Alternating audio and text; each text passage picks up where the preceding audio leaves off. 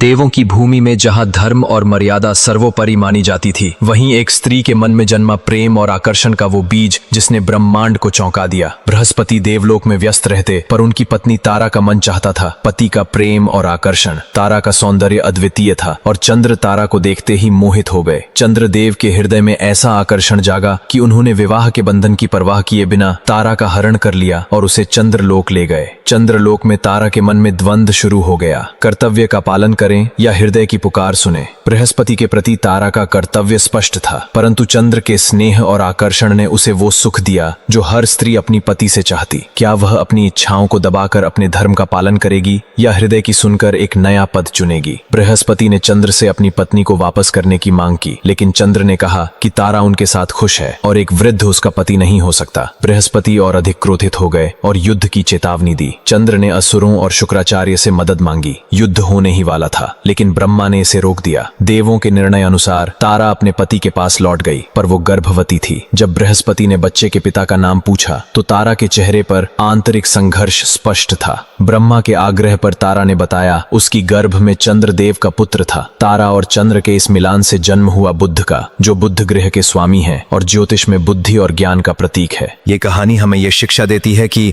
जब कोई स्त्री अपने कर्तव्यों से भटकती है तो उसका निर्णय केवल उसका निजी नहीं रहता, वह पूरे समाज, भावी संतानों और ब्रह्मांडीय संतुलन को प्रभावित करता है। इसलिए स्त्री हो या पुरुष, प्रेम हो या पीड़ा, मर्यादा की सीमाएं ही जीवन का आधार हैं। वही सीमाएं जो हमें मनुष्य से महामानव बनाती हैं।